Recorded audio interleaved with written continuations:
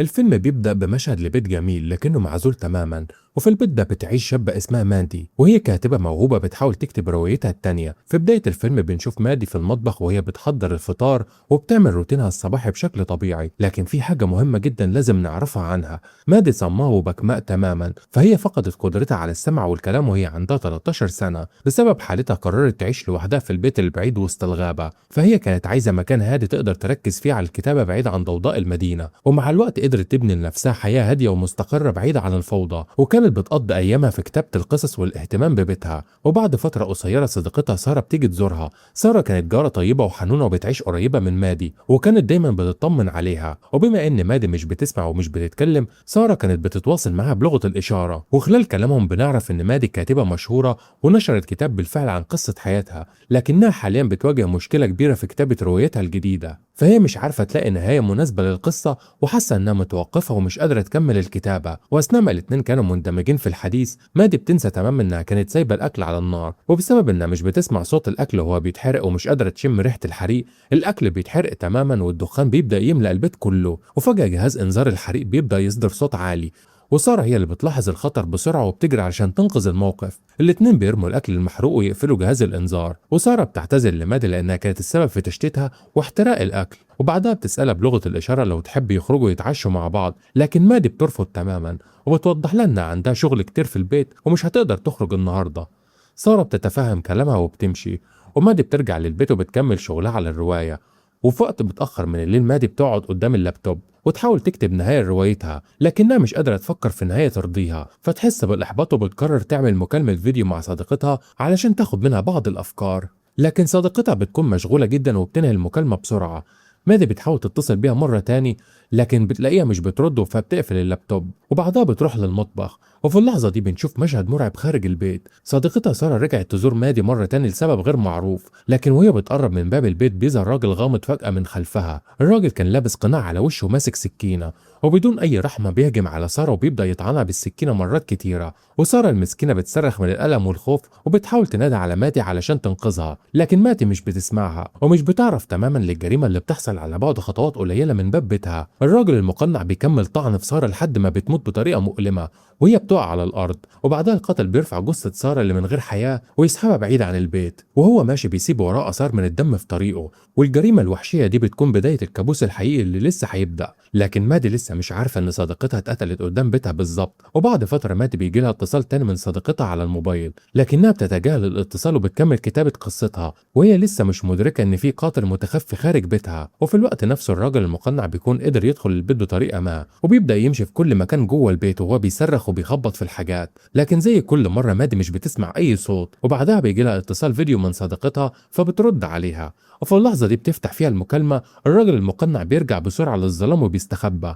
وبتبدأ ماتي تتكلم مع صديقتها، وصديقتها بتقترح عليها انه تيجي تعيش معاها في المدينة، لكن ماتي بترفض وبتقول لها ان المدينة مليانة دوشة وضوضاء وان ده بيخليها تحس بعدم الراحة والتوتر. واثناء كلامهم القاتل المقنع بيتحرك بهدوء من ورا ماتي، وصديقتها بتلمح شخص غريب في خلفية الصورة وبتحاول تحذر ماتي وتقول لها ان في حد واقف وراها، لكن ماتي تفتكر ان صديقتها شافت قطتها وتقول لها ان مفيش حاجة وان الموضوع عادي. وبعدها بتقول لها انها لازم تقفل المكالمة لانها هتدور على القطة، وتبدأ تمشي في أنحاء البيت وهي بتدور على قطتها، لكنها مش عارفة إن القاتل موجود معاها في نفس المكان. ماتي بتفتش في كل مكان لكنها مش بتلاقي القطة بتاعتها، فبتقعد تاني قدام اللابتوب علشان تكمل شغلها.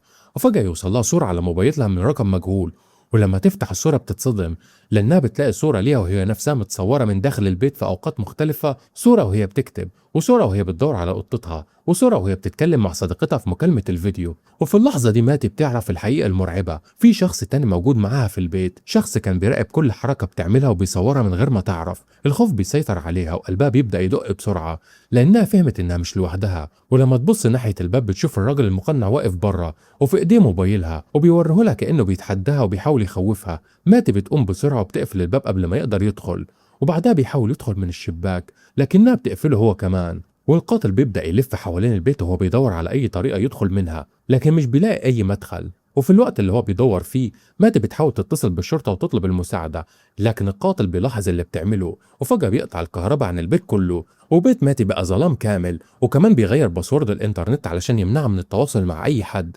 دلوقتي ماتي بقت محاصرة جوه بيتها لوحدها تماما ومش قادرة تسمع ولا تتكلم، والكهرباء مقطوعة ومفيش أي وسيلة تطلب بيها النجدة. الخوف بيسيطر عليها وهي مش عارفة تعمل إيه، وفجأة الراجل المقنع بيظهر من الشباك ويوريها وشه الملطخ بالدم علشان يرعبها أكتر، وبعدها يمشي بعيد عن البيت. ولما ماتي بتبص من الشباك تلاقيه بيقطع كاوتش العربية بتاعتها علشان يمنعها من الهروب. كل طرق النجاة بقت مقفولة، وماتي أصبحت محاصرة تماما في موقف مرعب من غير أي وسيلة تواصل بها مع العالم الخارجي. ماتي بتمسك كشاف وبتحاول توجهه ناحية الباب، وهناك تكتشف إن الراجل المقنع كتب رسالة تهديد عليها: أنت مش هتروح لأي مكان. فنفهم إنه مصمم يخليها محبوسة جوه البيت، وبعدها تحصل الصدمة الأكبر.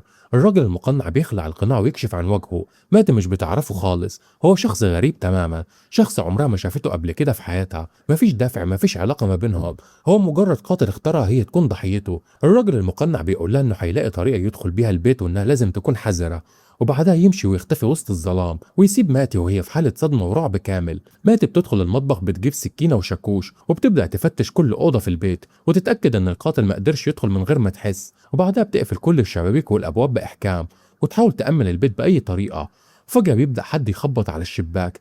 ماتي بتروح تبص لكن مش بتلاقي حد موجود، لكن لما بتبص مرة تانية بتكتشف الصدمة المرعبة. الراجل المقنع ماسك جثة سارة وبيخبطها في الشباك علشان يرعبها ويكسر أعصابها.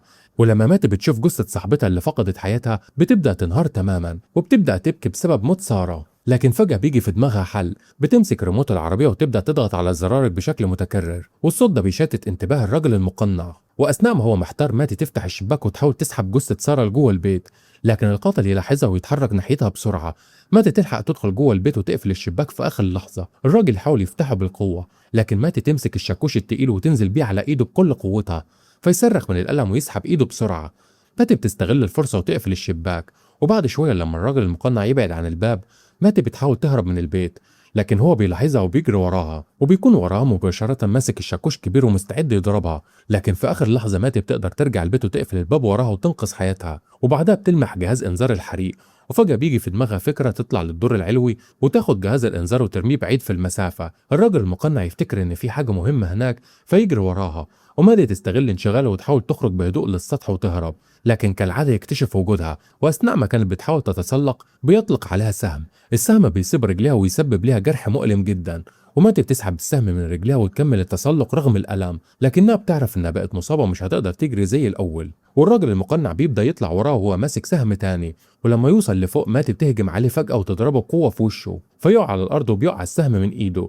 ماتي بتاخد السهم وتحاول تستخدمه ضده، لكن محاولتها بتفشل فيقوم الراجل تاني ويبدأ يطاردها من جديد. مادي ترجع لأوضتها وتقفل الشباك وتبدأ تلف الجرح وتحاول توقف النزيف. وفي الوقت نفسه صديق سارة جون بيوصل للبيت لأن كان قلق عليها بعد ما اختفت لفترة طويلة، ويخبط على الباب وينادى على سارة، لكن الراجل المقنع يسمع صوته ويخرج له وهو ماسك كشاف. بيقول لجون إن الشرطة وصل للمكان بعد ما تلقى بلاغ استغاثة من بيت ماتي، ويدعي ان سلاحه وموبايله اتسرقوا منه، ويطلب من جون يستعير موبايله علشان يعمل مكالمة، لكن بعد ما يعمل المكالمة المزيفة يحتفظ بالموبايل لنفسه وما يرجعهوش. ولما جون طلب موبايله في اللحظة دي بتقع من جيب القاتل حلق سارة. جون أول ما بيشوف الحلقة بيبدأ يشك إن في حاجة غلط، وفجأة يسأل الراجل سؤال مهم جدا: لو ماتي مش بتسمع ومش بتتكلم يبقى مين اللي اتصل بالشرطة؟ وفجأة جون بيسأل الراجل سؤال مهم جدا: لو ماتي مش بتسمع ومش بتتكلم يبقى مين اللي اتصل بالشرطة؟ الراجل المقنع بيتفاجئ بالسؤال وما بيلاقيش إجابة مقنعة. في البداية يقول له يمكن سارة هي اللي اتصلت، لكن جون يعرف إنه بيكذب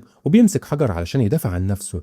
وفي اللحظة دي ماتي بتشوفه من داخل البيت فتبدأ تخبط على الباب وبتحاول تلفت انتباهه، ولما جون يلف ناحية الباب الراجل المقنع يستغل اللحظة ويطعنه بسكينة في رقبته، وجون بيقع على الأرض.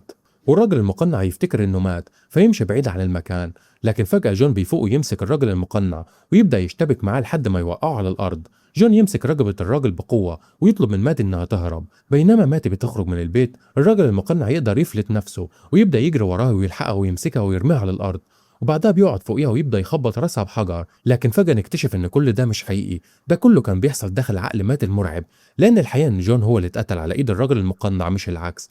والهلوسة المرعبة دي بتوضح قد إيه ماتي وصلت لمرحلة من الخوف واليأس دلوقتي ماتي بتفهم خطورة الموقف اللي هي فيه، وبتدرك إنها لو عاوزة تخرج من الكابوس ده لازم تعالج إصابة رجلها الأول، وكمان لازم تلاقي سلاح تقدر تدافع بيه عن نفسها، ولازم ترجع الكهرباء تشتغل لأن التحرك داخل بيت مظلم خطر جدا. هي عارفة إن دخول الراجل المقنع للبيت هيخلي موقفها أصعب بكتير، خصوصا إنها مش هتقدر تسمع خطواته وهو بيقرب منها، ولا تقدر تصرخ وتطلب المساعدة. وبعد ما تفكر في كل الاحتمالات بتوصل لحقيقة مرعبة، وهي إنها مش هتقدر تهرب، والفرصة الوحيدة علشان تعيش هي إنها تقتل الراجل المقنع. في الوقت ده القاتل بيشوف قطة ماتي وبيبدأ يتكلم معاها، وماتي بتستغل اللحظة دي وتخرج قدام البيت وتضربه بسهم، لكن السهم يصيبه في كتفه بس وما يموتهوش، فبيسحب السهم من جسمه ويرجع يطاردها. ماتي تحاول تدخل البيت بسرعة، لكن السهم يقع منها خارج الباب وتقفل الباب بسرعة، لكن وهي بتمد ايديها علشان تجيب السهم الراجل المقنع يدخل ايده من الباب ويحطمه ويحاول يضرب رجلها بالسهم، وايديها بتتصاب إصابة خطيرة،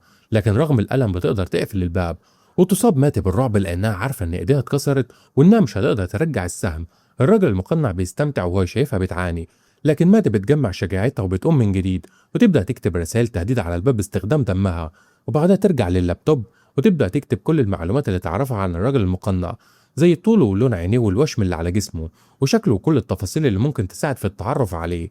وكانت بتسجل كل حاجة لأنها عارفة إن حتى لو ماتت فالشرطة لازم تعرف مين هو. وفي الخارج الراجل المقنع بيكون غاضب جدا وبيبدأ يحاول يكسر الباب بالكامل، ولما ماتت تشوف ده بتمسك السكينة بسرعة وبتروح تستخبى في الحمام وتقعد وهي ماسكة السكينة وبتنتظر دخوله علشان تهاجمه وتقتله. لكن الصدمة الأكبر بتحصل لأن الراجل المقنع كان موجود بالفعل وكان قاعد وراها في حوض الاستحمام، وبيبدأ يسخر منها ويقول لها إنه ممكن يقتلها في الوقت المناسب، لكن ماتي بتحس بأنفاسه وبتدرك إنه خلفها وتلف بسرعة وتطعنه بالسكينة، وبعدها تهرب ناحية المطبخ وبتقعد على الأرض. ولما الراجل المقنع يحاول يهجم عليها بترش مبيد حشري في عينه وده بيخليه يفقد الرؤية مؤقتا. مادي بتشغل جهاز إنذار الحريق والصوت العالي بيبدأ يعمل فوضى وتشتت داخل البيت. الراجل المقنع يتألم ويزداد غضبه بشكل كبير ويهجم على ماتي بعنف ويضربها بقوة ويرميها على الأرض ويقعد فوقها ويحاول يخنقها، لكن أثناء الصراع ماتي بتلمح مفك وتمسكه وتطعنه بيه في رقبته، وبعد معركة طويلة وعنيفة بيموت أخيرا. مادي بتتصل بالشرطة وبتحس براحة كبيرة لأنها قدرت تنجو، فهي كانت فقدت كل الأمل، لكن لأنها قدرت تواجه الراجل المقنع وتحارب من أجل حياتها قدرت في النهاية إنها تنقذ نفسها. وفي النهاية بنشوف مادي مصابة بجروح خطيرة لكنها ما زالت على قيد الحياة، وهي دلوقتي قدام بيتها، بينما الشرطة وصلت لمساعدتها وبتبص للبيت وبعدها بتبص للغابة الهادية حواليها، وهي عارفة إنها قدرت تتغلب على أكتر ليلة مرعبة مرت عليها في حياتها. ولحد هنا بينتهي الفيلم.